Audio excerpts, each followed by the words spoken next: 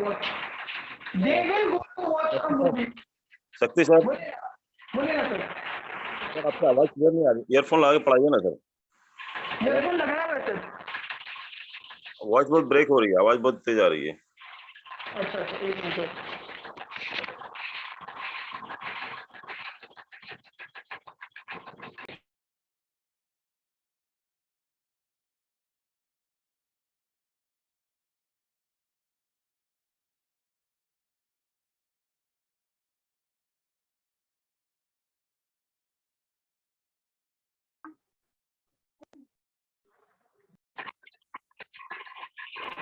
अभी सर बराबर क्लियर आ रही है? अच्छा यहाँ पे एक मिनट सर, एक मिनट। अभी सर क्लियर आ रही है? हाँ अभी क्लियर आ रही है। तो बोर्ड पे तो बड़ा लिखो। हाँ सर वो जरा। Okay sir. तो जो पहला सेंटेंस है वो है I went to watch a movie yesterday. He has gone to movie, they have gone to watch a movie, और they will go to watch a movie. यहाँ पे आपको देखो एक चीज बड़ी कांस्टेंट दिख रही है, to watch to watch to watch to watch. तो इस टाइप के वर्ब को है ना हम लोग नॉन फाइनाइट वर्ब बोलते हैं। और ये जो टेंस के हिसाब से चेंज होता है या फिर सब्जेक्ट के हिसाब से चेंज होता है ना, इसको हम लोग फाइनाइट वर्ब बोलते हैं। ओके ये जो होता है नॉन फाइनाइट, जो हमेशा एक ही फॉर्म में रहता है, इसको कोई फर्क नहीं पड़ता कि सब्जेक्ट कैसा भी आए या पास्ट में हो या फ्यूचर में हो, ये हमेशा अपनी एक ही फॉर्म लेके रहता है, इसको नॉन फाइनाइट वर्ब बोलते हैं। और जो हमेशा चेंज होता रहता है सब्जेक्ट के अनुसार या फिर टेंस के अनुसार, उसको फाइनाइट वर्ब बोलते हैं। ये फाइनाइट को हम लोग ने बड़े अच्छे से पढ़ लिया, इसके अंदर दो प्रकार दी, ट्रांजिटिव और इंट्रांजिटिव। मतलब एक जो ऑब्जेक्ट अपने साथ लेता है और एक जो अपने साथ ऑब्जेक्ट नहीं लेता। नॉन फाइनाइट वर्ब इसके अंदर तीन होते हैं, एक होता है आपका इन्फिनिटिव, फिर होता है आपका जेरेंड, और फिर होता है आपका पार्टिसिपल।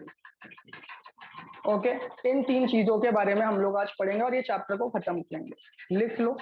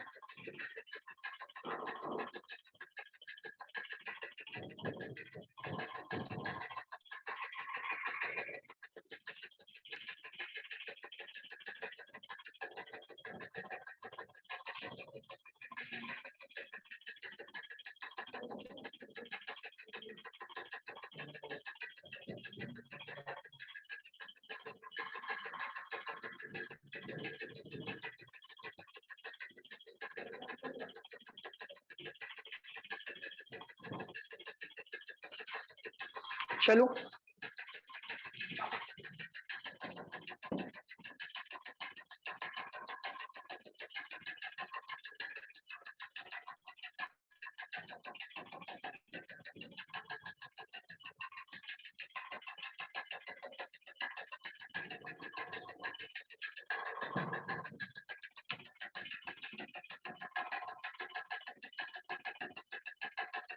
तो सबसे पहले जो हम लोग सीख रहे हैं वो है इंफिनिटिव। ओके, दो टाइप के इंफिनिटिव होते हैं, एक होता है टू इंफिनिटिव, एक होता है बेर इंफिनिटिव। सबसे पहले हम लोग टू इंफिनिटिव के बारे में जानेंगे।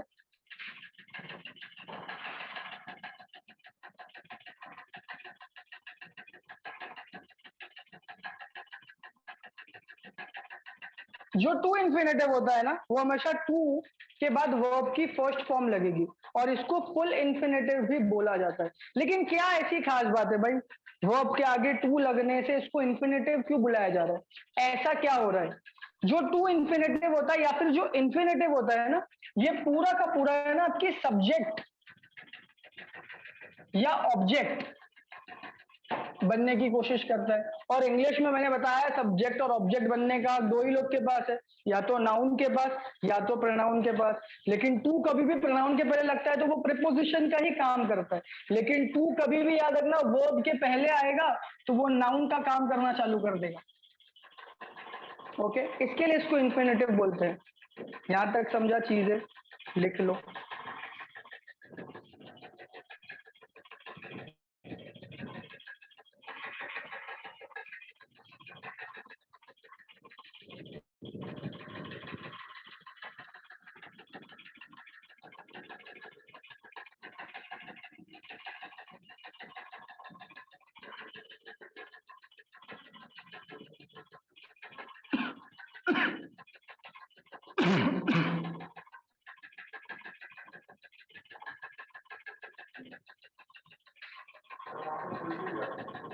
फुल इंफिनिटिव बोलते हैं इसको।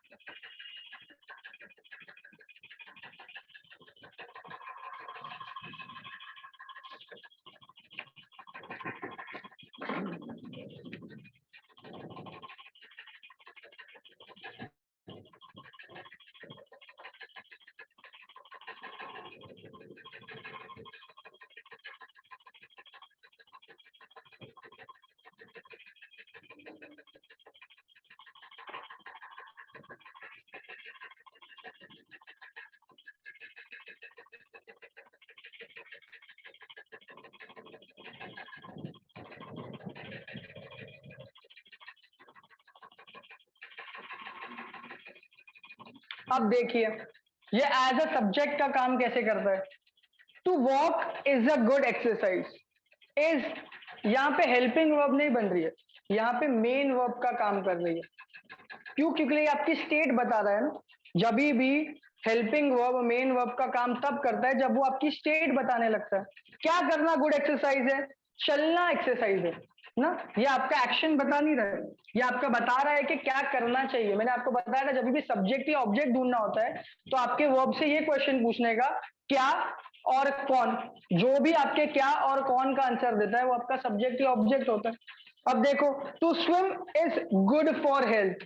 इज यहाँ पे मेन वर्ब का काम कर रहा है। एक और बेसिक सी चीज बता देता हूँ, जो भी वर्ब होता है उसके पहले सीधा सब्जेक्ट ही आता है। और कुछ लॉजिक लगाओ ना लगाओ, शॉर्टकट यही है, मेन वर्ब के पहले जो कुछ भी आएगा वो आपका सब्जेक्ट होता है। तो यहाँ पे क्या हो गया, टू स्विम आपका सब्जेक्ट बन रहा है। समझ गया यहाँ तक? चलो आगे चलते हैं। लिख लिया सब लोग ने?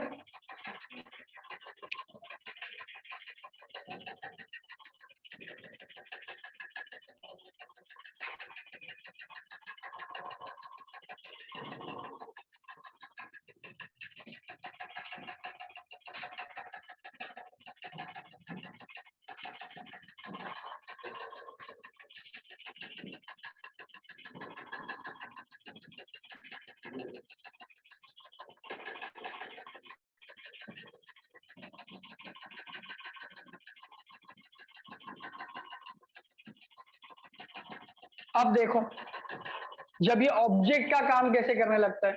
आई वॉन्ट टू गो, ये आपका वर्ब है। वर्ब के पहले जो भी आता है क्या होता है? सब्जेक्ट। आई बराबर सब्जेक्ट लगा हुआ है। वर्ब के बाद जो भी आता है वो क्या होता है? ऑब्जेक्ट। तो ये पूरा का पूरा क्या हो गया? टू गो आपका ऑब्जेक्ट। और मैंने बताया था टू प्रेपोजिशन का काम तब करेगा जब उसके बाद कोई प्रोनाउन या नाउन लगा होगा। लेकिन गो तो वर्ब है, मतलब टू के बाद जब भी कोई वर्ब आ रहा है तो वो इन्फिनेटिव हो गया। यहाँ पे भी देखो I want to speak, verb मिल गया। वर्ब के पहले जो भी आता है वो क्या होता है, सब्जेक्ट। वर्ब के बाद जो भी आता है वो क्या होता है, ऑब्जेक्ट ना। अगर इसके बाद में हिम होता तो टू प्रेपोजिशन होता, ऐसा। समझ गए लॉजिक, लिख लो। चलो एक लिख के देता हूं।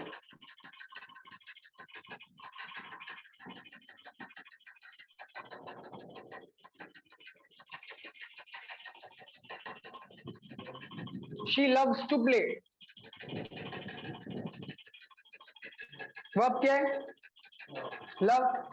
लव से बेटा लव नहीं, ओके। उसके पहले जो आएगा क्या होता है, तो मिल गया आपको सब्जेक्ट। उसके बाद में आएगा वो क्या होता है, ऑब्जेक्ट। और कब ये बनेगा इन्फिनेटिव, जब टू के साथ वर्ब की फर्स्ट फॉर्म लगेगी।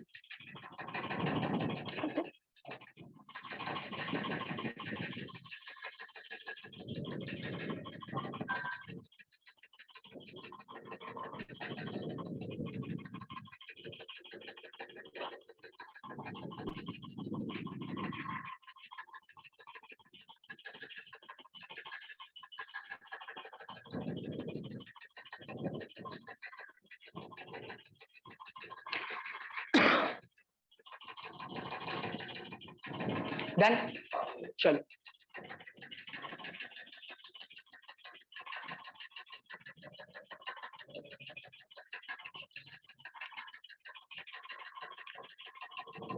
तो क्या ना, मैं देव मानुस हूं, तो देव मानुस देवों वाली हरकत करेगा। तो मैं आप लोग के लिए शब्द ढूंढ के लाया हूं कि इन शब्द के बाद कुछ भी हो जाए आपको इन्फिनेटिव ही लगाना चाहिए। सिर्फ यही वर्ड्स आपको याद रखने, इनके बाद कुछ भी हो जाए टू प्लस वर्ब की फर्स्ट फॉर्म लगा देने का। ओके, लिख लेते हैं।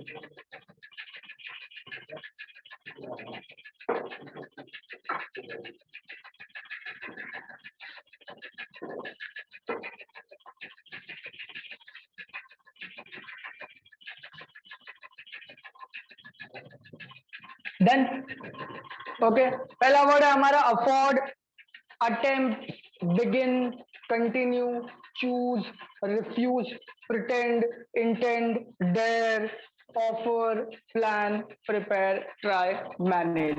इनके बाद कुछ भी हो जाए आपको क्या करना है, इन्फिनेटिव का इस्तेमाल करना है, मतलब टू और वर्ब की फर्स्ट फॉर्म। चले क्वेश्चन सॉल्व करें।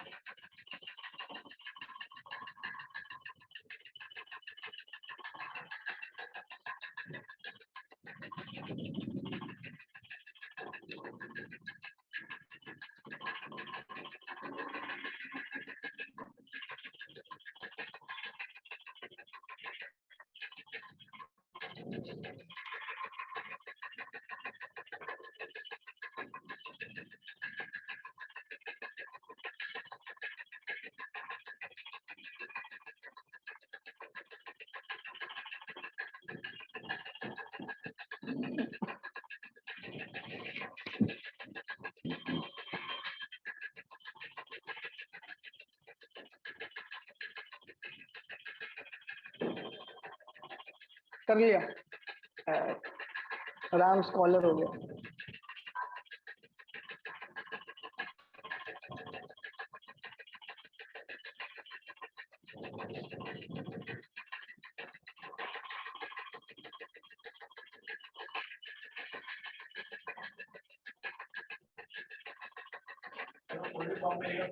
कोई भी फॉर्म में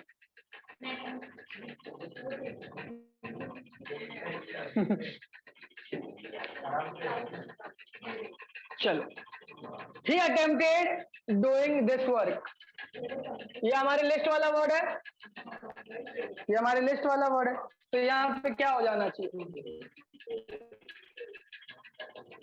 I tried completing the work on time, हमारे लिस्ट वाला वर्ड है, तो क्या हो जाना चाहिए,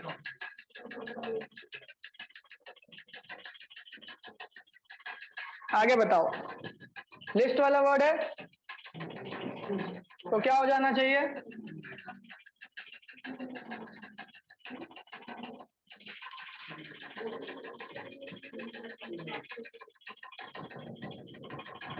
बताओ, टू लिव। समझ गए कि कैसे इंफिनिटिव का इस्तेमाल होता है, पक्का। चलो कर लो, टेस्ट करते हैं।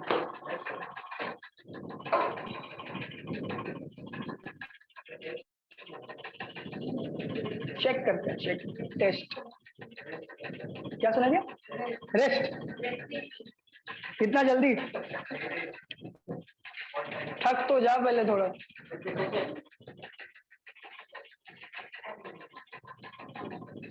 डन,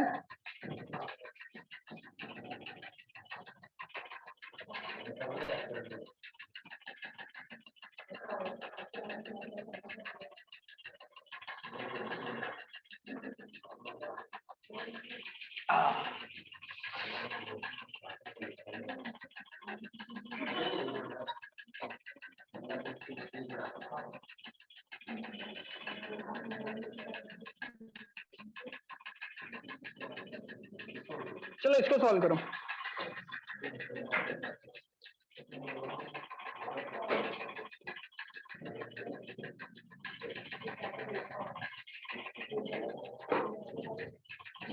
ये बता दो ये सेंटेंस में कोई मिस्टेक है या नहीं है, सॉल्व बाद में करो।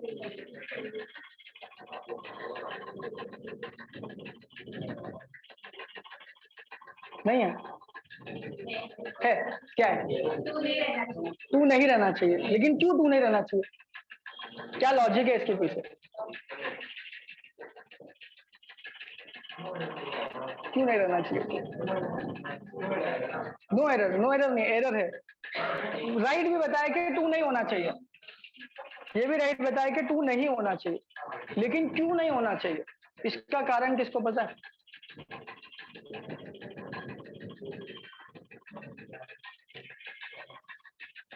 चलो अभी हमने क्या सीखा था? To infinitive. अब मैं आपको सिखाता हूं बेर इन्फिनेटिव।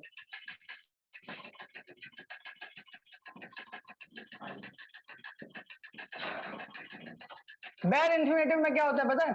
खाली वर्ब की फर्स्ट फॉर्म लगती है, उसमें टू और वर्ब की फर्स्ट फॉर्म नहीं लगती, सिर्फ फर्स्ट फॉर्म लगती है। ओके, लेकिन कब लगेगी आपको कैसे पता चलेगा? मैं क्या हूं, मैं देव मानस हूं ना, तो मैं बताऊंगा, लिख लो, बताता हूं।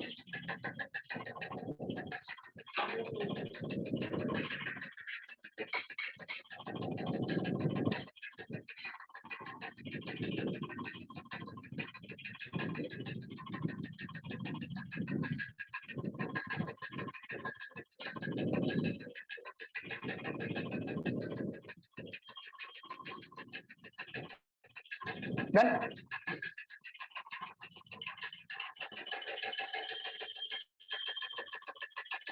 डन हुआ मनीष?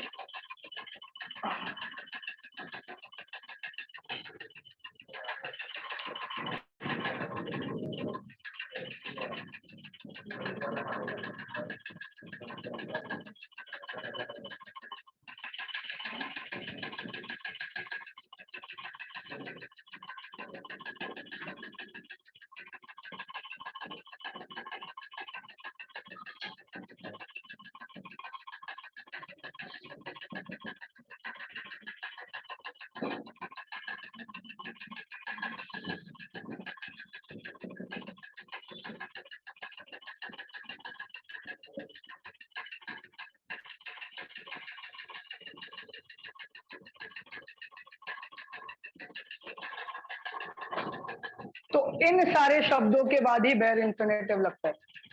इन सारे शब्दों के बाद जब आप इस्तेमाल करते हो इन्फिनेटिव का, तो बेर इन्फिनेटिव करते हो।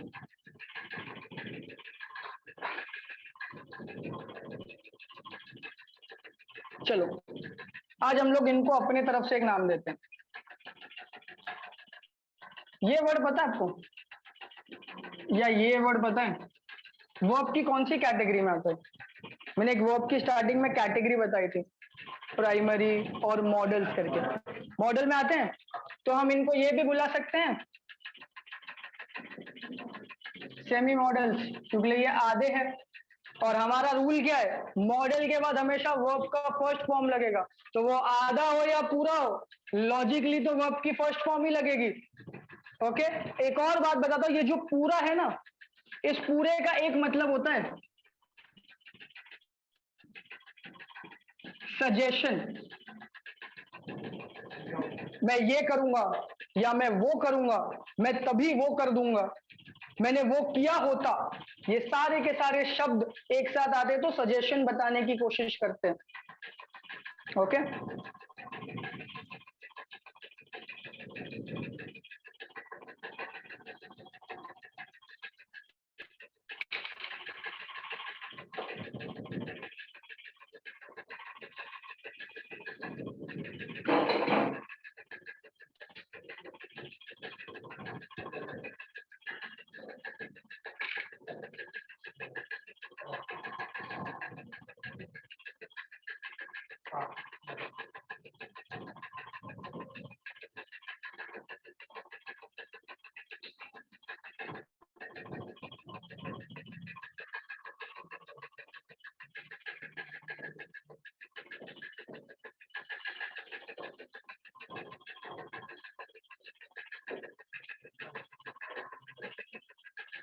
Done.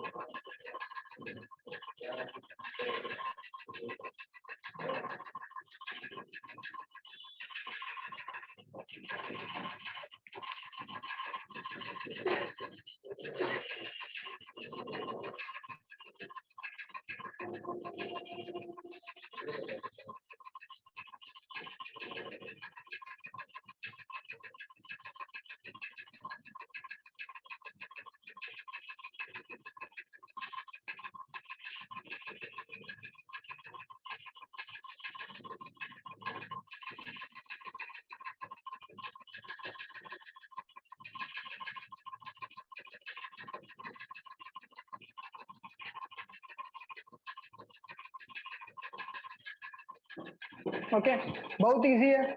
I would rather die than to beg. क्या नहीं आएगा? टू नहीं आएगा क्योंकि हमारा वुड रैदर आ गया और इसके साथ हमेशा वर्ब की फर्स्ट फॉर्म लगती है और बेग वर्स्ट की फर्स्ट फॉर्म है. बेग्स हो जाता तो वीसा हो जाता था. I would rather go than to waste my time. क्या हो जाएगा? टू नहीं आएगा और वेस्ट तो वैसी है. He would sooner resign than to fight with the boss. क्या हो जाएगा? टू आपका हट जाएगा.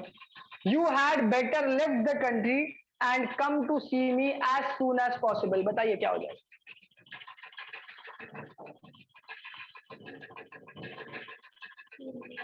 टू नहीं आएगा लेकिन कौन सा टू है? यहाँ पे टू तो प्रेपोजिशन का काम कर रहा है या इन्फिनेटिव. पूरा का पूरा इन्फिनेटिव है ना. टू सी हो गया. वो टू वुड नहीं. हैड बेटर है ना. करेक्ट है. अरे मिस्टेक है ना बेटा. वह वन चाहिए. लेफ्ट तो V2 पड़ा है उसको V1 कौन बनाएगा? You had better gone abroad for the higher studies. बताओ ये क्या हो जाएगा? गो आ जाएगा ना क्योंकि ये तो V3 है.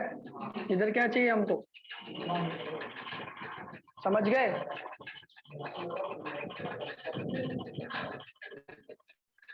डन. चलो लिखो एक और question.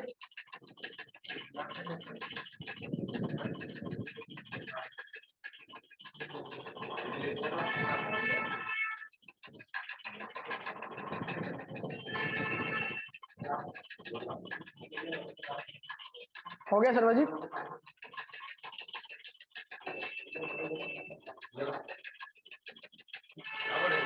It is raining cats and dogs. It is raining cats and dogs it is raining cats and dogs. You had better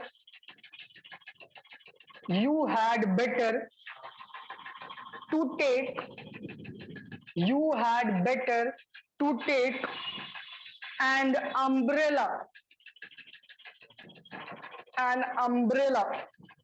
or wear raincoat.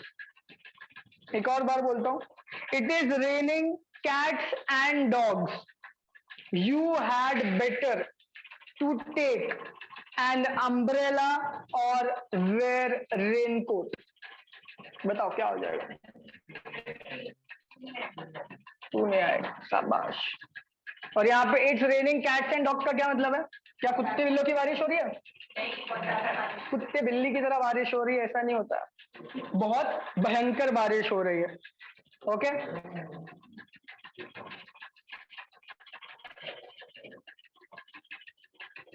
चलो एक और लिख लो। You are still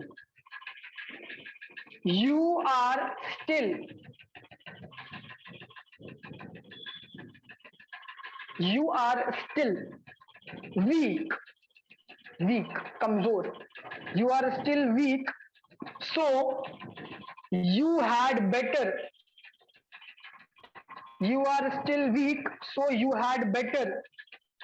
taken some rest.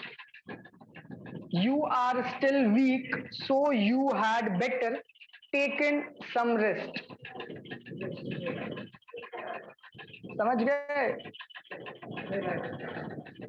Okay, taken के बदले take आएगा। एक और जगह जहां पे बेयर इंफिनिटिव का यूज होता है वो होता है वाई और वाई नॉट। जब सेंटेंस में वाई या वाई नॉट आएगा ना, जब वाई और वाई नॉट आएगा ना, तो भी सेंटेंस में बेयर इंफिनिटिव का यूज करना पड़ता है। लिख लो, वाई और वाई नॉट आएगा तो भी बेयर इंफिनिटिव का यूज करना पड़ता है।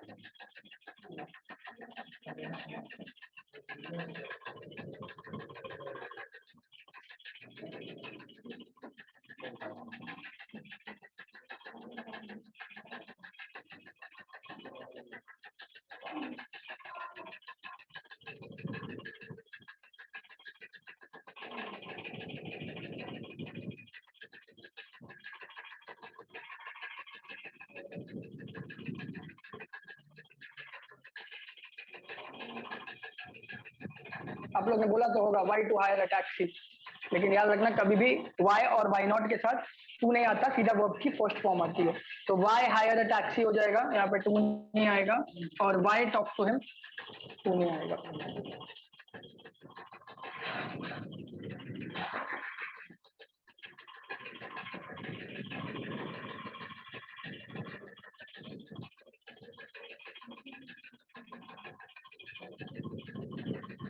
चलो हो गया, चलो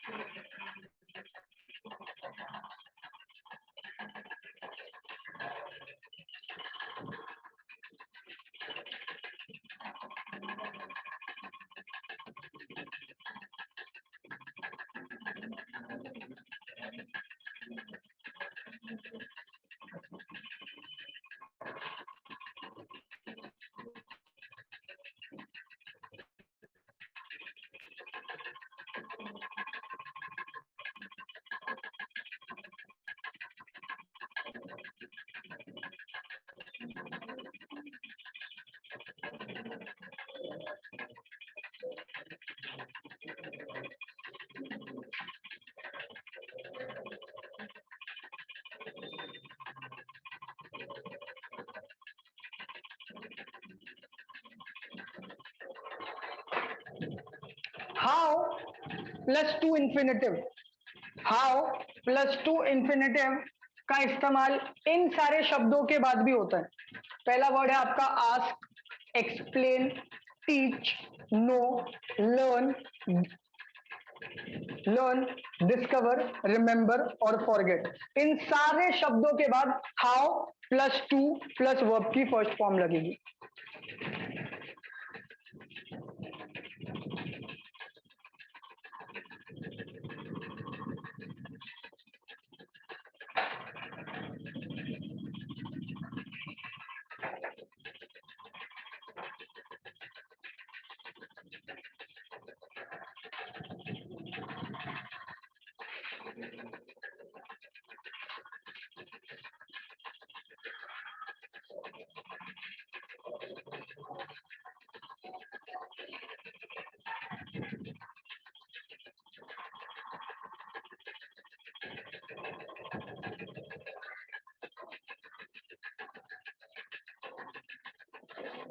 क्यों नहीं लिखा अभी तक?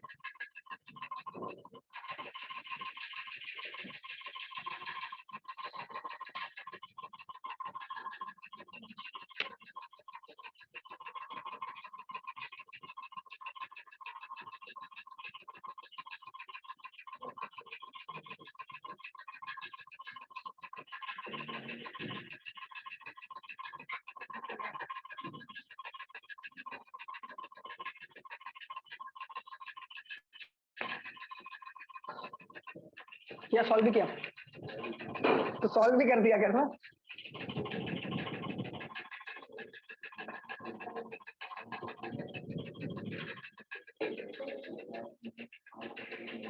क्या हुआ? कौन सा? She taught me to speak English.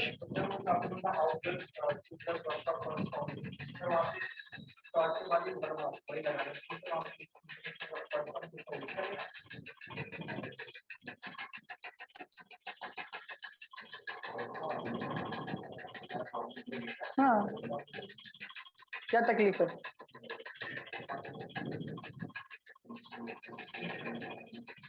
आप बोलते भी ऑलरेडी, आपने तो बोलने के टाइम पे सॉल्व कर दिया उसको। एकदम बेसिक सा इंग्लिश है ये।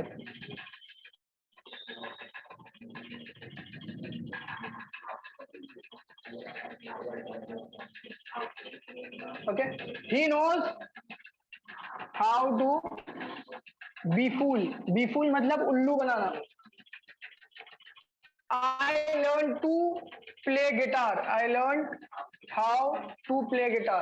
My teacher has taught me how to speak English and French. Rahul does not know how to swim, so he is afraid of water. Speak English and French.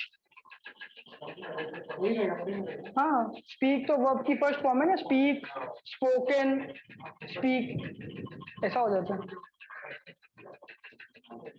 Speak, spoken, spoken, speaking, speaks, speak, spoke, spoken, speaking, speaks.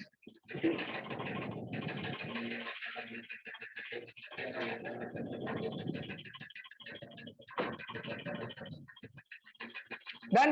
चलो एक और लिखो। Do you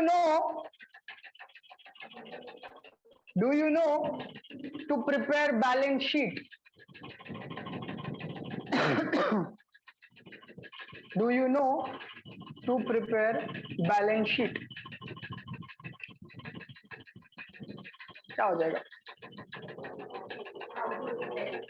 शाबाश। Done, लिख दिया। यहाँ पे आपका इंफिनिटिव खत्म हो गया। अब हम सीखेंगे जेरेंड। ओके, और इसमें बड़ा कंफ्यूजन होगा आपको।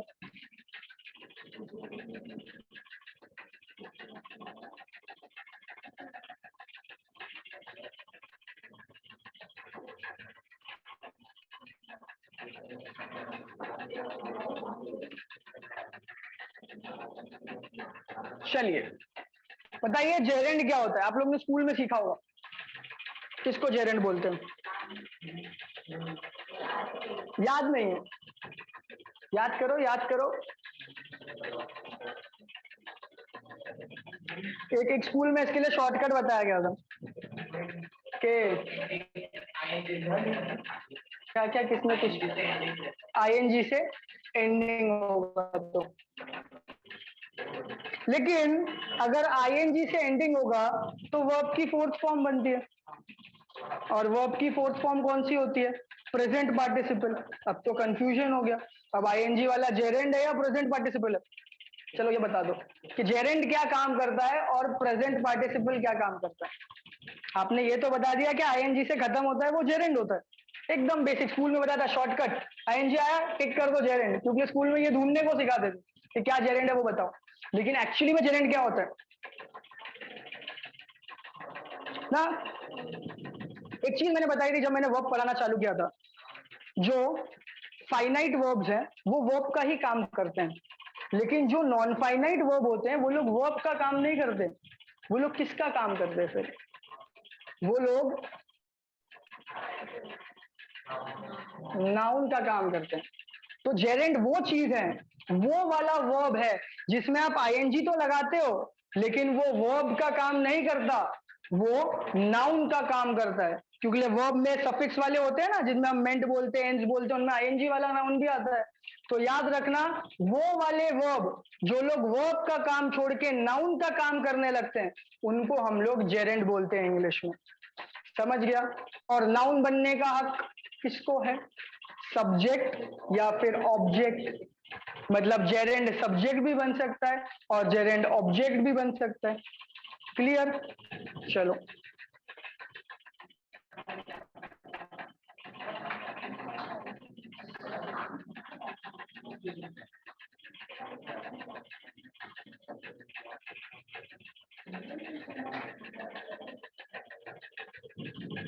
बताइए वर्ब क्या है, वर्ब क्या है? यहाँ पे नाउन का काम कर रहा है, यहाँ पे मेन वर्ब क्या है? इज, क्योंकि ये आपकी स्टेट बता रहा है ना।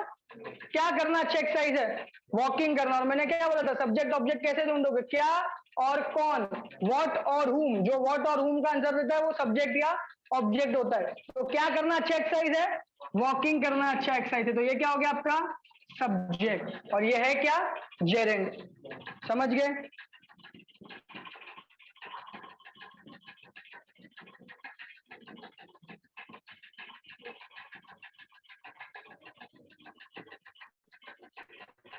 Teaching is a good profession. यहाँ पे एज क्या कर रहा है? मेन वर्ब का काम कर रहा है। क्या एक अच्छा प्रोफेशन है? टीचिंग एक अच्छा प्रोफेशन है, और सब्जेक्ट बन गया। और दूसरा मैंने लॉजिकली आपको बताया था, मेन वर्ब के पहले जो भी आता है रैंडमली वो सब्जेक्ट ही बन जाता है। Okay,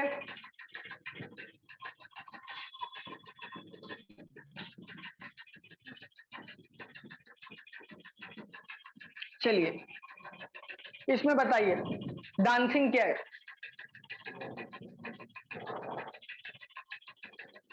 she likes dancing.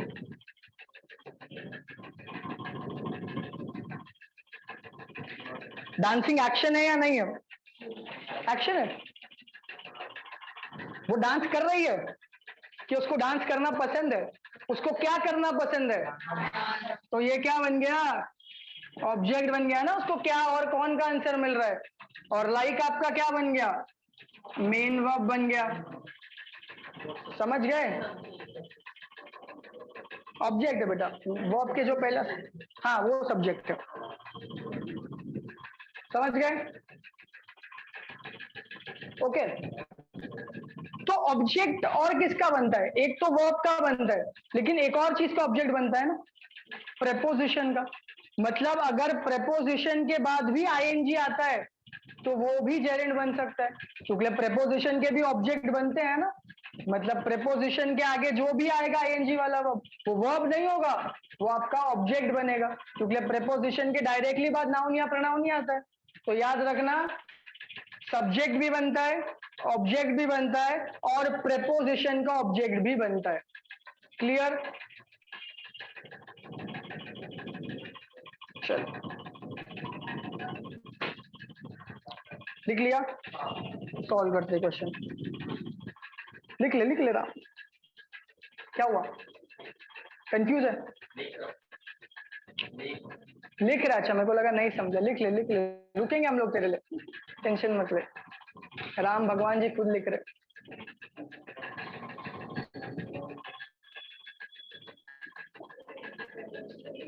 तेरा लक्ष्मण किधर गया? साउथ इंडियन राम हो। हाँ, रामचरण।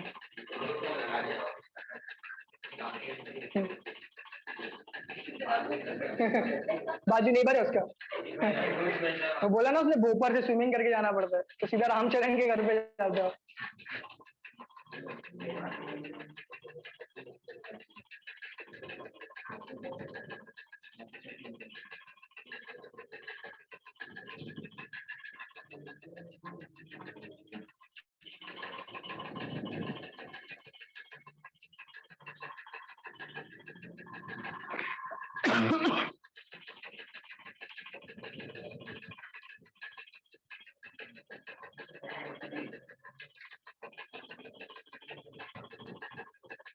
डन। चलो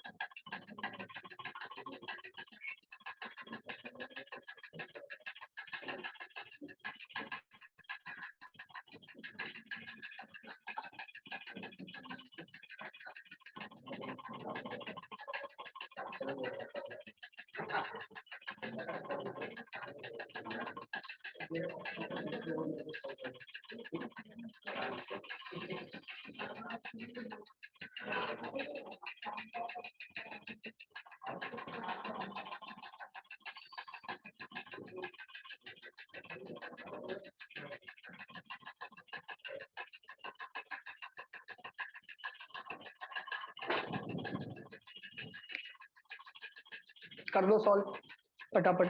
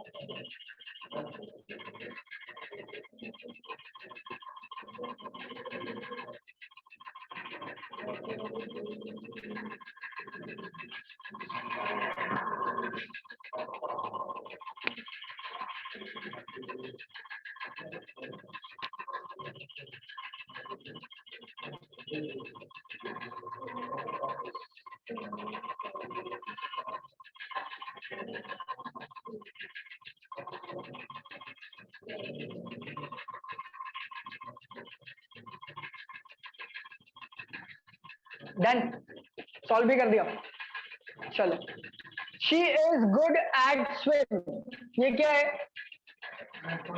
प्रेपोजिशन है, और प्रेपोजिशन के तुरंत बाद क्या आना चाहिए? ऑब्जेक्ट। लेकिन स्विम क्या है? वर्ब है, तो आप इसको ऑब्जेक्ट कैसे बना सकते हो? आप इसके अंदर आईएनजी लगा दोगे तो बन गया ना object, swimming. I am sorry for tell you all this, for आपका प्रेपोजिशन है, इसके बाद तो ऑब्जेक्ट आना चाहिए। आई एम टायर्ड ऑफ,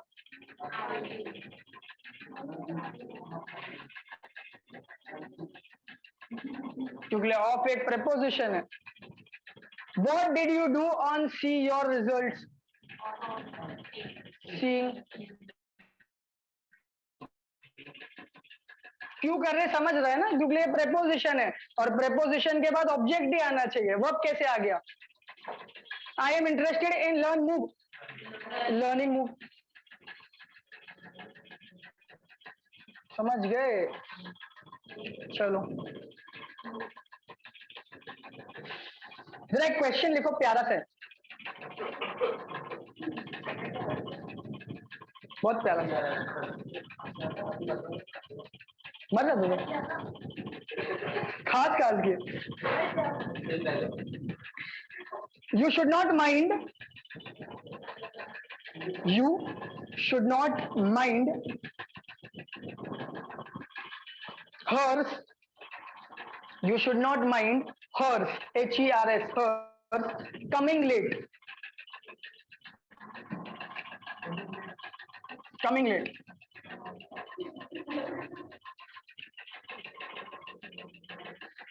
बहुत बहुत इसमें वेरी बैड है।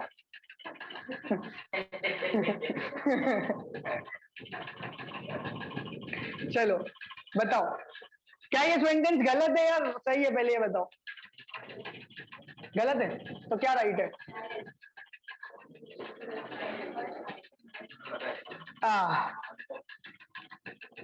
नहीं बोलना।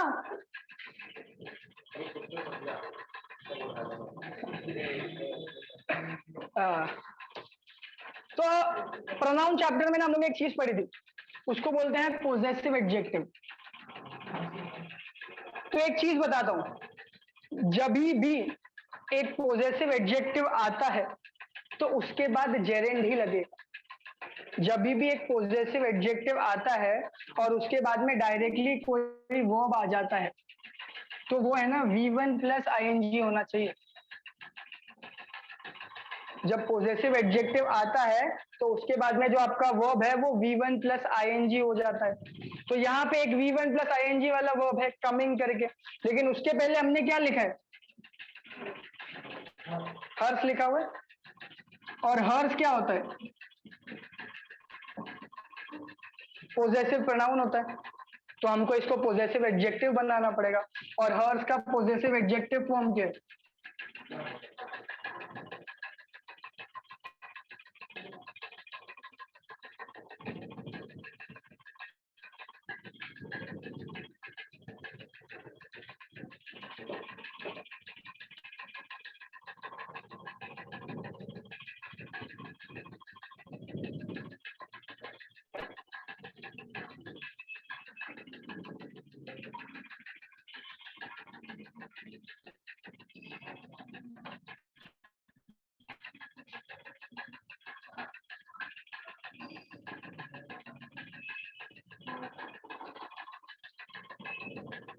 इसमें पहले मेरे को बताओ वर्ब क्या है?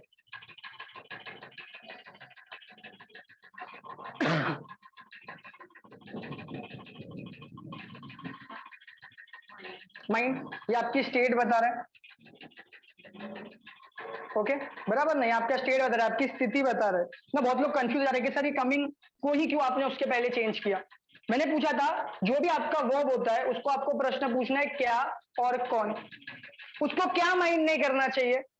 Coming late. तो ये सब ऑब्जेक्ट बन रहा है ना, मतलब ये आपका नाउन बन रहा है ना, मतलब ये आपका जेरेंड बन रहा है। आपको इधर पहले जेरेंड ढूंढना है। जेरेंड मिला, लेकिन जेरेंड के पहले तो पोजेसिव एडजेक्टिव नहीं हो सकता, पोजेसिव प्रोनाउन नहीं हो सकता, हमको पोजेसिव एडजेक्टिव लगाना पड़ेगा। इसके लिए हमने इसको हर किया ना। समझे अभी पूरा लॉजिक इसके पीछे का, कि पहले आपको ढूंढना है जेरेंड, कि वो जेरेंड का ही काम कर रहा है या पार्टिसिपल का काम कर रहा है या एक्चुअली में वर्ब का काम कर रहा है। अगर वो जेरेंड का काम कर रहा है तो उसके पहले पोजेसिव एडजेक्टिव आना चाहिए, पोजेसिव प्रोनाउन नहीं आना चाहिए। इसके लिए हमने हर्स को चेंज करके हर कर दिया। समझ गए? चलो लिखो एक और question. My teacher did not object, my teacher did not object to me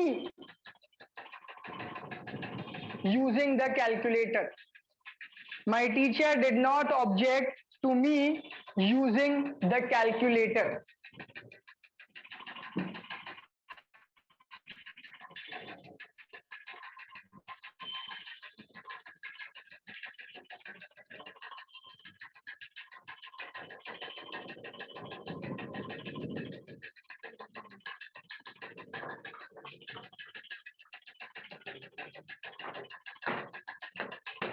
चलिए, इसमें जो आपका यूजिंग है वो वर्ब का काम कर रहा है या फिर वो एक ऑब्जेक्ट का काम कर रहा है?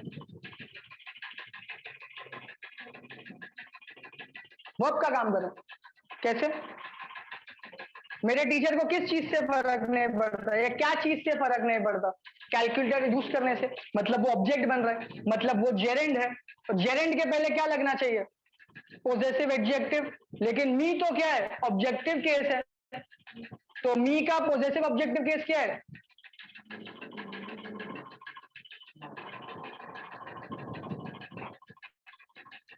वो चार्ट ले लो, अगर आप लोग लेक्चर नहीं बैठे हो तो वो चार्ट दिया हुआ है मैंने कि हाँ प्रोनाउन का कि कौन से इसमें क्या होता है। ओके एक और लिखो।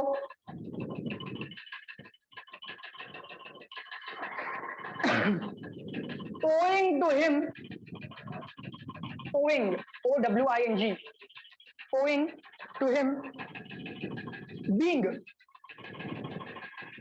a newcomer, owing to him being a newcomer, comma, he was unable to get the job.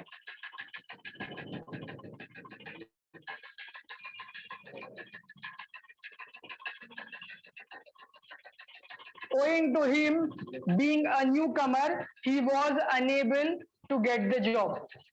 क्या हो जाएगा?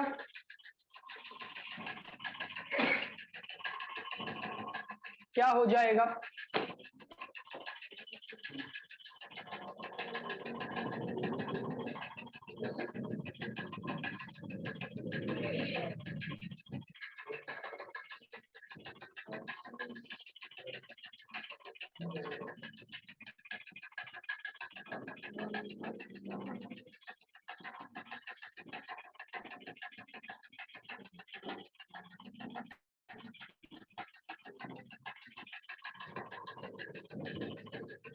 he, him, his और his. him कौन सा केस दिख रहा है? Objective case. लेकिन हमारे जेरेंड के पहले क्या आना चाहिए? Possessive adjective. तो क्या आना चाहिए?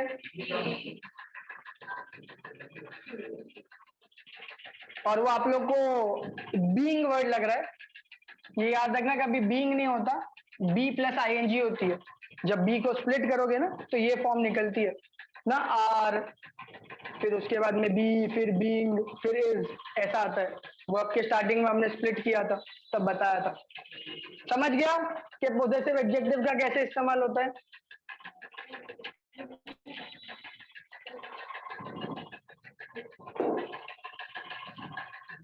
चलो कुछ शब्द लिखो. With a view to, with a view to, एक ही है, एक ही साथ, एक ही लाइन में. With a view to,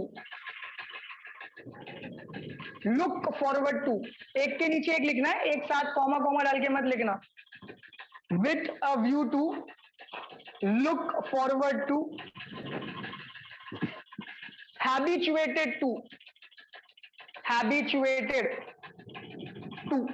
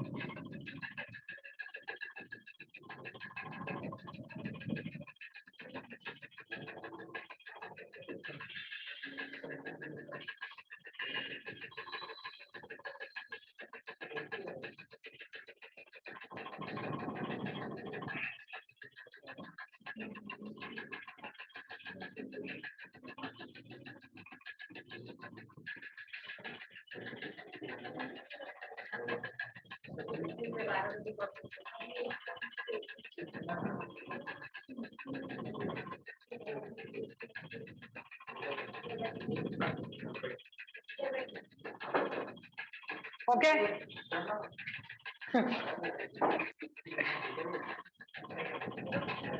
With a view to, look forward to, habituated to, addicted to, committed to, accustomed to, be plus used to, लेकिन be मेन वर्ब का काम करेगी. be मतलब be के सारे फॉर्म, is, was, were, जो भी है, अगर वो मेन वर्ब का काम करेगा और उनके साथ used to आएगा तो उनके बाद हमेशा जेरेंड ही लगेगा.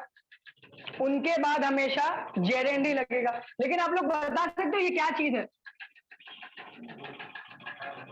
ये पूरी चीज को इंग्लिश में एक चीज बोलते हैं, और ये मैं आप लोग को पढ़ाऊंगा भी नहीं ऊपर से, तो ये आप लोग के लिए ज्यादा हार्ड है. इनको है ना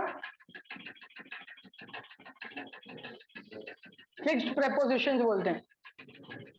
ये इंग्लिश में टोटल 1000 के ऊपर होते हैं, तो मैं इनको पढ़ा तो नहीं सकता आप लोग को।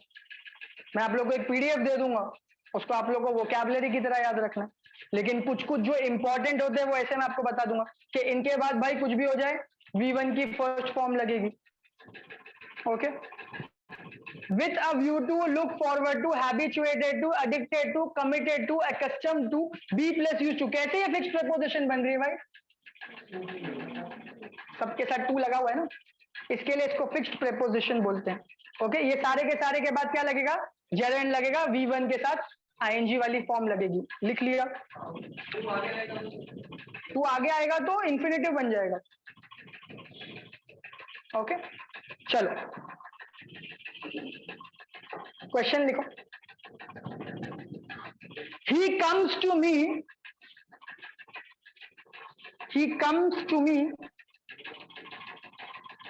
with a view, he comes to me with a view, he comes to me with a view to get some help।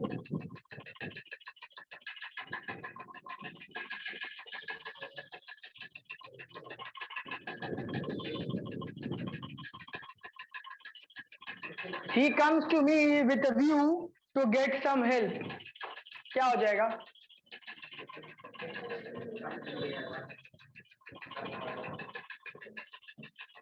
क्या हो जाएगा? Getting some help।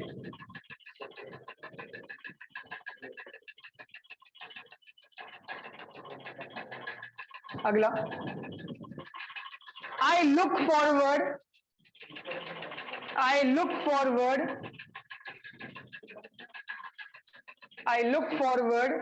to apologize। I look forward to apologize। I look forward to apologize। क्या हो जाएगा? Apologizing। I look forward to apologizing।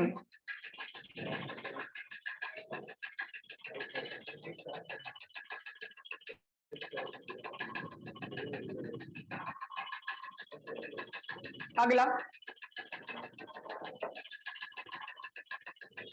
she is addicted to drink। She is addicted to drink। Question खत्म हुआ। She is addicted to drink, but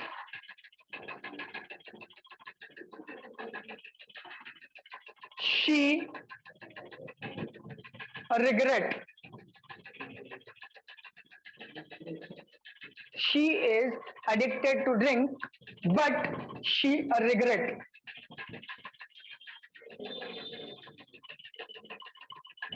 एक ही रहे।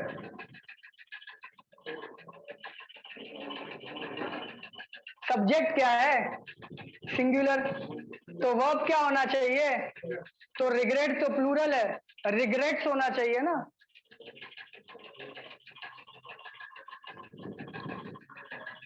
अगला,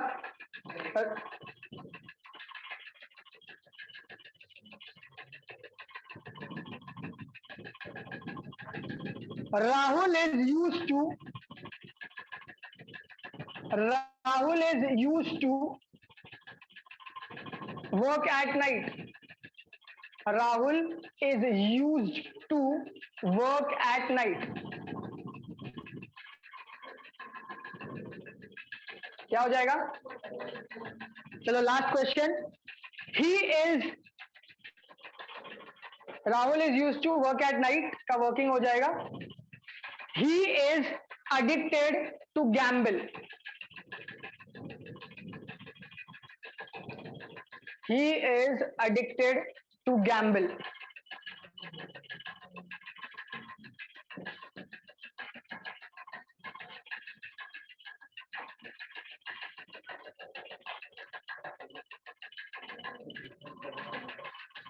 क्या हो जाएगा?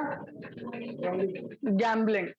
ओके, यहाँ पे आपका जेरेंड भी खत्म हुआ। हम लोग आ गए हमारे वर्ब चैप्टर के सबसे लास्ट टॉपिक पे और सबसे ट्रिकी टॉपिक पे। इसका नाम है पार्टिसिपल। क्यों ट्रिकी है? क्योंकि अभी हम लोग ने सीखा कि जो आईएनजी वाला शब्द होता है वो जेरेंड होता है, लेकिन एक प्रेजेंट पार्टिसिपल नाम की चीज है जिसके अंदर आईएनजी आता है। अब कंफ्यूजन क्रिएट होगा ना कि भाई वो जेरेंड है या वो प्रेजेंट पार्टिसिपल है या फिर वो सिर्फ पार्टिसिपल है। चलो आप लोग बता सकते हो। देखो, इन्फिनिटिव नाउन बनने का काम कर रहा था, जेरेंड नाउन बनने का काम कर रहा था, पार्टिसिपल क्या बनने का काम करता है? नाउन। पार्टिसिपल नाउन बनने का काम नहीं करता। पार्टिसिपल है ना, थोड़ा अतरंगी है, वो एडजेक्टिव बनने का काम करता है। क्या बनने का काम करता है? लेकिन कितने प्रकार के पार्टिसिपल होते हैं? कितने प्रकार के पार्टिसिपल होते हैं? एक होता है अपना पास्ट, एक होता है आपका प्रेजेंट, और एक होता है आपका परफेक्ट। क्या फ्यूचर? फ्यूचर में कहाँ पे पार्टिसिपल आता है? पास्ट, परफेक्ट, वैसा होता है ना। तो पास्ट में क्या लगाते हो आप?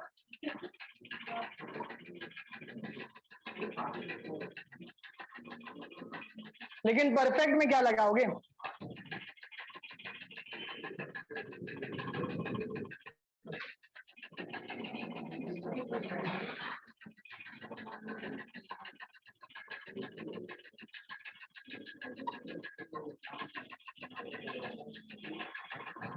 हैविंग प्लस V3 और after V1 ING। After V1 ING का मतलब सेंटेंस इससे चालू हो रहा है। हाँ, पास्ट में V3 होता है ना बेटा।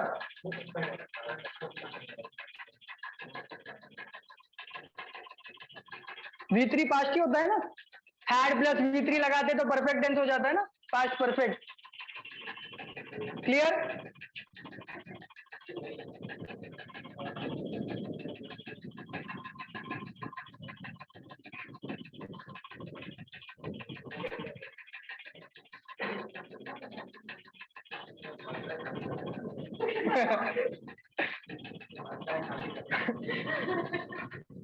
ऊंट है, ऊंट स्टोरेज कर दिया है। समझ गया ये? तो क्या मैं आप लोग को 4 सेंटेंस दूंगा तो आप लोग बता पाओगे कि उसमें आपकी आईएनजी वाली क्या काम कर रही है? वो जेरेंड का काम कर रही है, वो वर्ब का काम कर रही है, या वो पार्टिसिपल का काम कर रही है? ना, 2 चीज तो आपने सीखी है, जेरेंड सीखा है और वर्ब तो सीखा हुआ ही है। चलिए,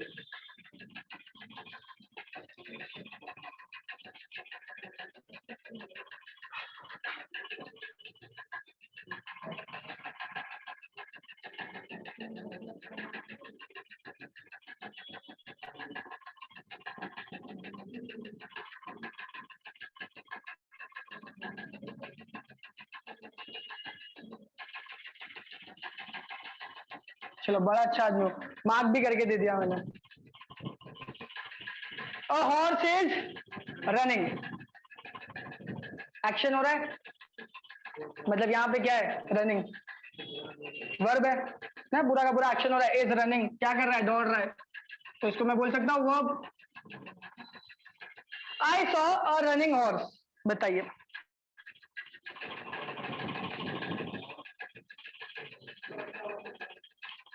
क्या क्या बोला विस्मय ने? बताइए यहाँ पे क्या काम कर रहा है? रनिंग वर्ब है, जेरेंड है, या फिर पार्टिसिपल है? अब ये मत बोल देना सर पार्टिसिपल पढ़ा रहे हो तो पार्टिसिपल ही रहेगा। लेकिन क्यों पार्टिसिपल है भाई?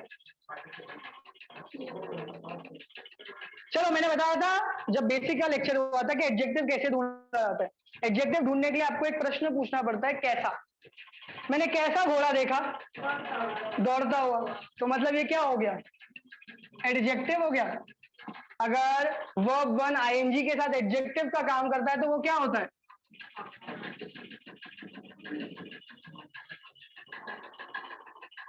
ना, जब वो क्वालिटी बताने की कोशिश करता है तो वो क्या हो जाता है? वो एडजेक्टिव हो जाता है। समझ गया? चलो 2 सेंटेंस और देता हूं, लिखो। She has written a letter. She has written a letter.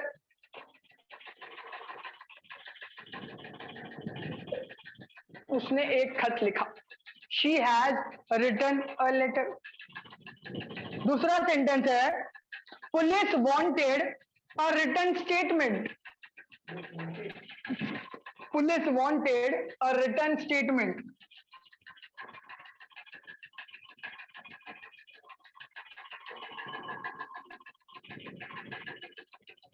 एक और लिख लो, एक और लिख लो, मेरा प्यार है। Many office paintings, many office paintings show, many of his paintings show the setting sun.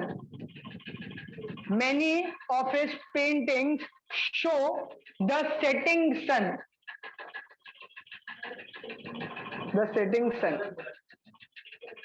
चलो,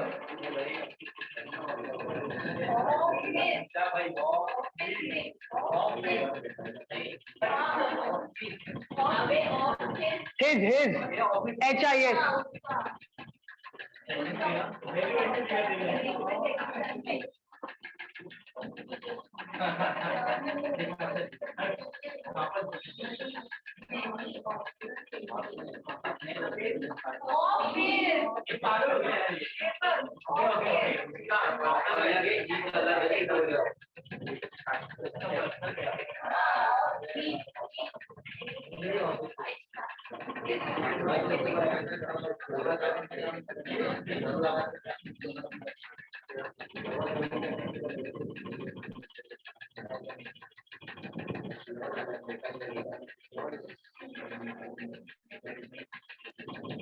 हो गया? Office office piece of his.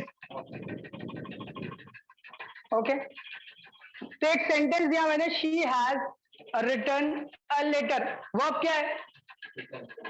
Written. कौन सा वाला वर्ब है? वर्ब की कौन सी फॉर्म है? थर्ड फॉर्म, मतलब पास्ट पार्टिसिपल बोल सकते हो, पास्ट पार्टिसिपल बोल सकते हो ना। लेकिन उसके बाद में एक और मैंने स्टेटमेंट दिया है, police wanted a written statement. Verb क्या है? वांटेड। तो फिर रिटन क्या है? पार्टिसिपल। कौन सा वाला पार्टिसिपल? क्या बता रहा है ये? पुलिस को कैसा लेटर चाहिए था? लिखा हुआ लेटर चाहिए था। और लिखा हुआ का मतलब क्या हो गया? एडजेक्टिव ना। कैसे का आंसर मिल रहा है? पुलिस वांटेड विच स्टेटमेंट या what kind of statement?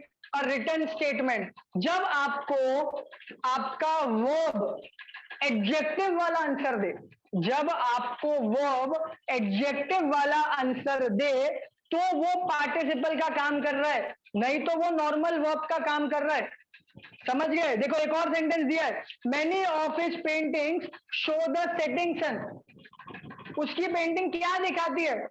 Setting ना, डूबता हुआ सूरज दिखा रही है। तो यहाँ पे सेटिंग क्या काम कर रहा है? पार्टिसिपल का, एक्शन का काम नहीं कर रहा है। समझ गए? ओके,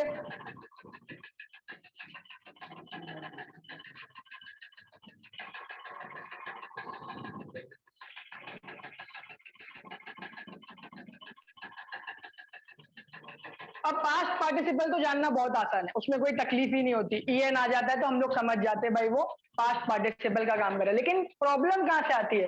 प्रेजेंट पार्टिसिपल से और परफेक्ट पार्टिसिपल से।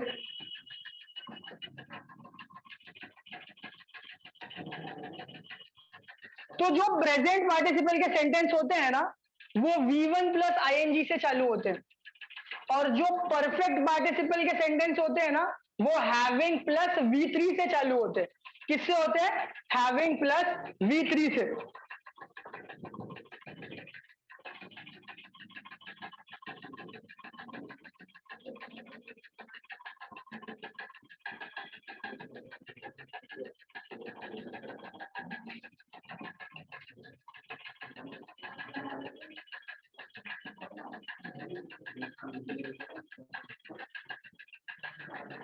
और कब आप इसको फॉलो करोगे?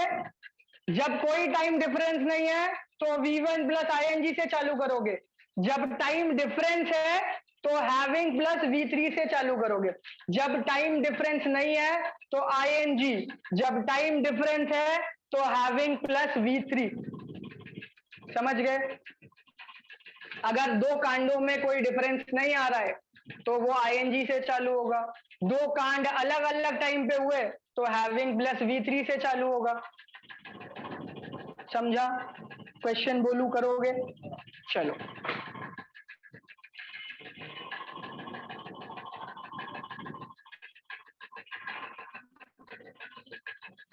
पहला प्रश्न आप लोग के लिए, हैविंग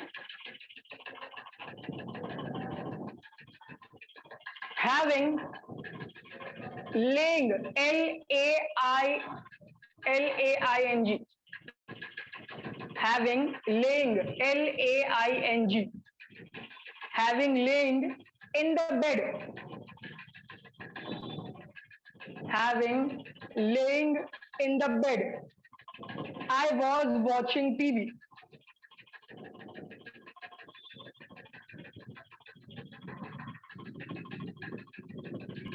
एक और बार बोलता हूं, having laying, L-A-I-N-G, having laying in the bed, I was watching TV. चलो सॉल्व करो। Having laying in the bed, I was watching TV.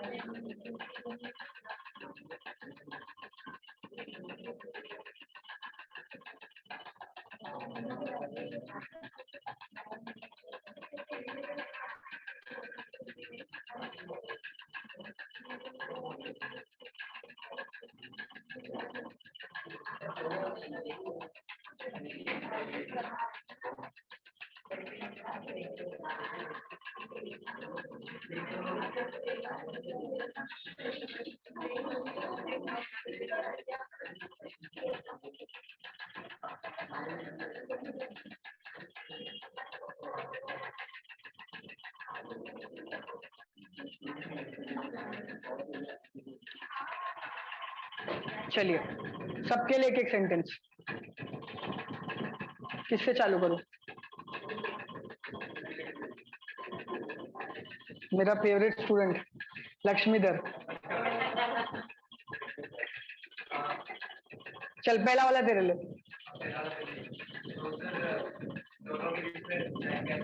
क्या है? टाइम गैप नहीं है, तो क्या होना चाहिए?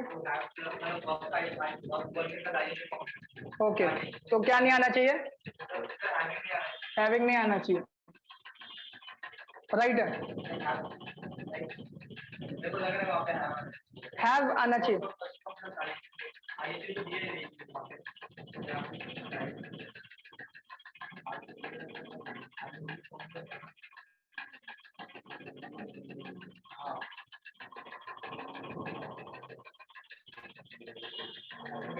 हैविंग नहीं आएगा क्योंकि टाइम डिफरेंस नहीं है।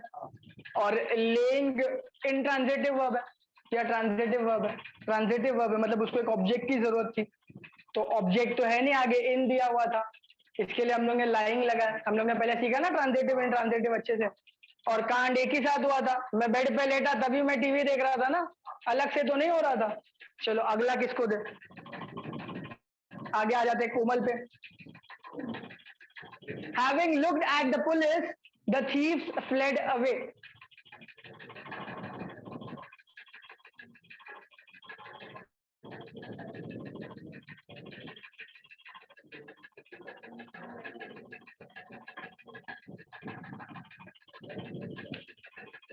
नहीं मालूम? आदित्य बता दे। Having looked at the police, the thieves fled away.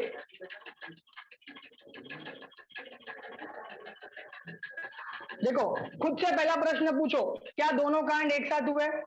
एक ही साथ हुए रहेंगे ना, पुलिस को देखा तभी चोर भागा, मतलब एक ही साथ हुआ, मतलब कुछ भी हो जाए हैविंग से तो चालू नहीं होना चाहिए। लेकिन यहाँ पे V3 दिया हुआ है, तो V3 को क्या करोगे? ING फॉर्म में लेके आओगे ना। Looking at the police, the thieves fled away. चलो Manish, passing high school, I got the job.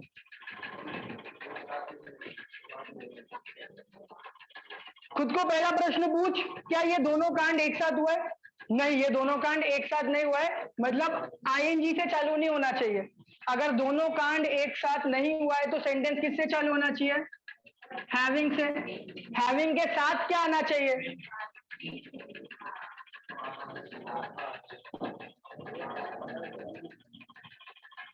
चलो अगला अनिकेत के लिए सबसे भयंकर वाला तेरे को ही दिया मैंने। Walking in the park a tree fell down.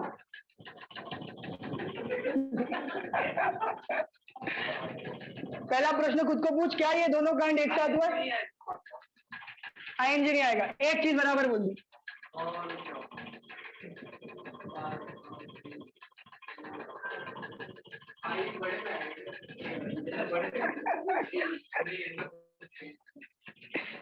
अच्छा चलिए, थोड़ा कॉम्प्लिकेटेड था, इसको मैं सॉल्व कर रहा हूँ तेरे लिए।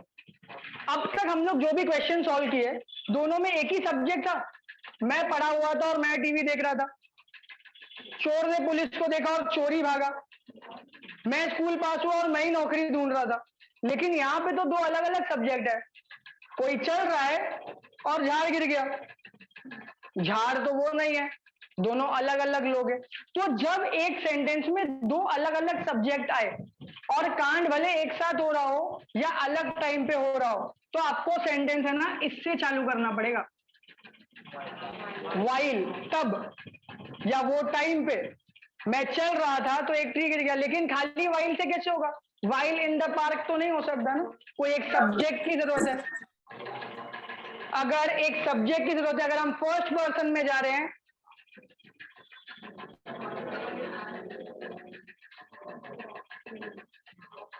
while I was walking in the park a tree fell down, और अगर थर्ड पर्सन की बात है तो I के जगह पे ही आएगा। while he was walking in the park a tree fell down कब होगा? लेकिन जब दो अलग अलग ऑब्जेक्ट है। एक ही ऑब्जेक्ट है तो खाली हैविंग और V3 वाला सीन है, लेकिन अगर दो अलग अलग ऑब्जेक्ट है तो सेंटेंस आपको किससे चालू करना पड़ेगा? वाइल से। आपका जो वॉकिंग है वो वैसा का वैसा ही रहेगा, आपको एक सब्जेक्ट ऐड करना पड़ेगा और टेंस लगाना पड़ेगा कि पास्ट टेंस में ना, जब भी याद रखना वाइल आएगा ना तो कुछ भी कर लो पास्ट टेंस ही लगेगा, क्योंकि वाइल तभी हुआ बोलता है ना, वो टाइम पे बताता है। वाइल का मतलब होता है वो टाइम पे। समझ गए? चलो अगला वाला, being Sunday I decided not to go out. Ram,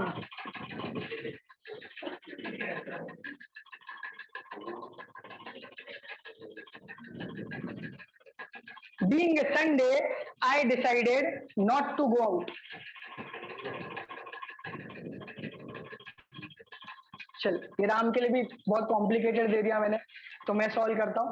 एक आपको खास बात बताता हूँ, जब भी आपको ये डे दिखेगा ना, कोई भी day, cloudy day, windy day, rainy day, Sunday, Monday, sentence चालू होना चाहिए इट से।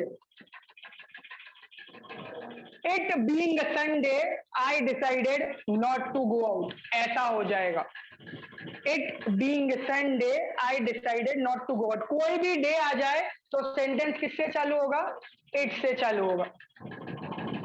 चलो लास्ट सेंटेंस कौन करेगा? कौन बच गया?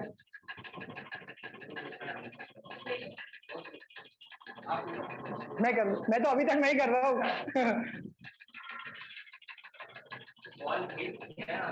बॉल हिट हिम उसको,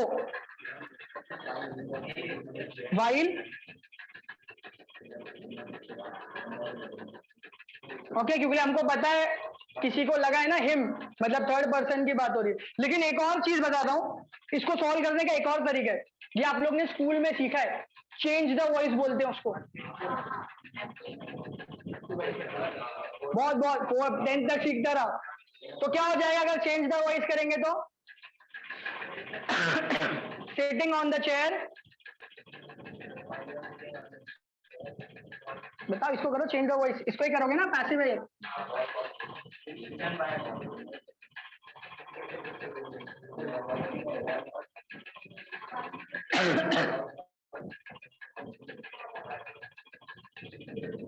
अब बॉल हिट हिम का हो जाएगा।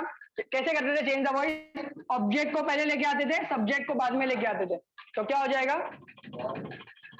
Sitting on the chair he was hitten by the ball.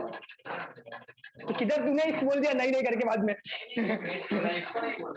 Okay, लेकिन वो जरूरत नहीं है, वो बैंक में नहीं आता, वो एसएससी का चैप्टर है चेंज द वॉइस। आप लोग को उसके बारे में कोई सोचने की जरूरत नहीं है, आपको इसी से सॉल्व करना पड़ेगा।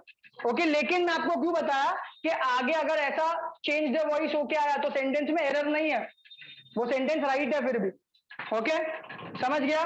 यहाँ पे आप लोग का ये चैप्टर खत्म हो गया।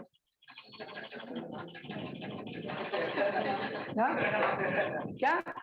वो बेटा वो क्रिया के बारे में बात कर रहे थे, और तू वर्ब के वो वाले पार्ट में है जो वर्ब के बारे में ही बात नहीं कर रहे थे।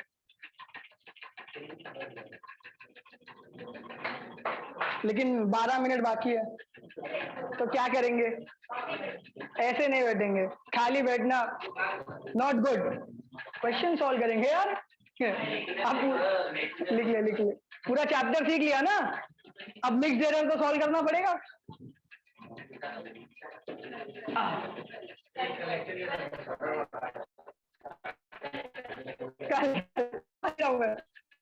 होगा ना?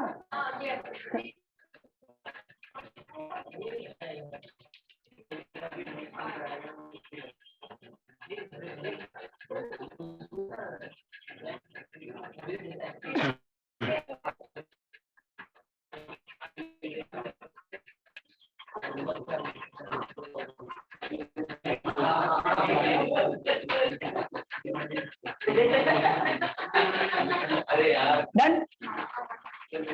No question? आपको अकेले को नहीं चाहिए इसमें, ऐसे कैसे? Majority wins. चाहिए नहीं, सिर्फ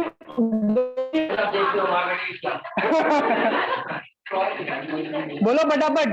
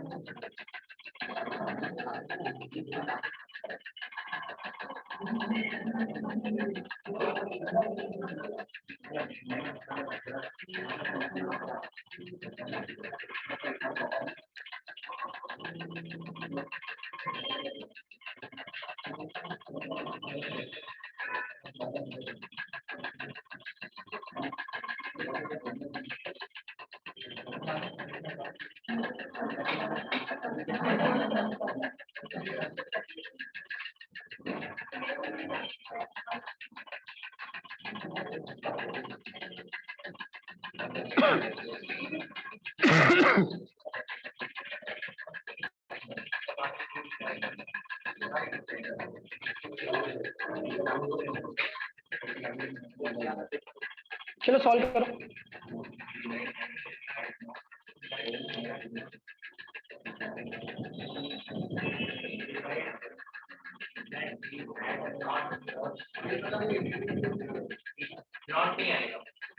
क्यों?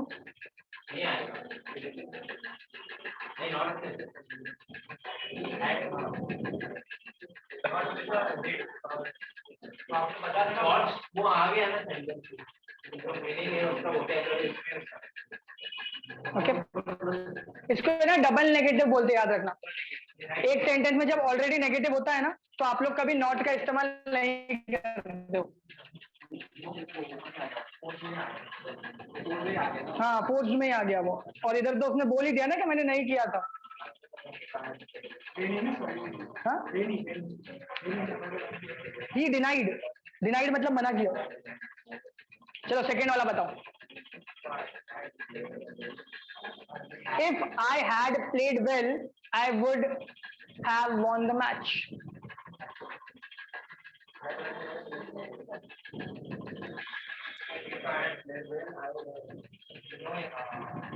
क्या? पक्का?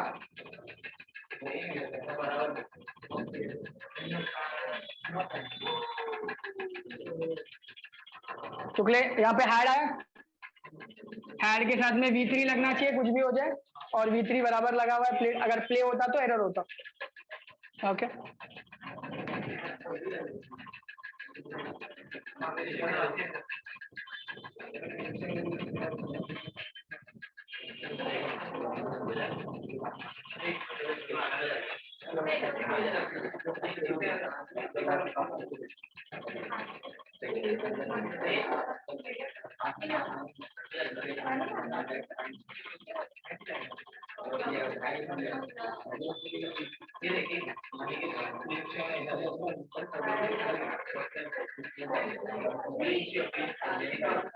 चलो एकदम प्यारा क्वेश्चन।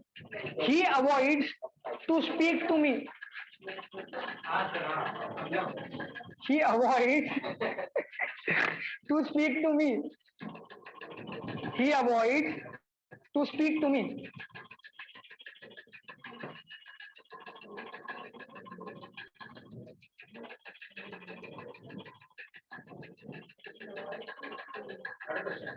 हाँ थर्ड क्वेश्चन.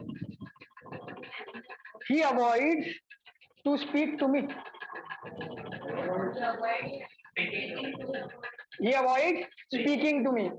तो ये जेरेंड आना चाहिए ना यहाँ पे. समझ गए? पक्का? डन? चलिए. Thank you for today. कल मिलेंगे, अगले हफ्ते मिलेंगे इसी समय पे. To be continued. लाइक और सब्सक्राइब ठोको. फोकस क्लासेस के वेबसाइट पे जाओ.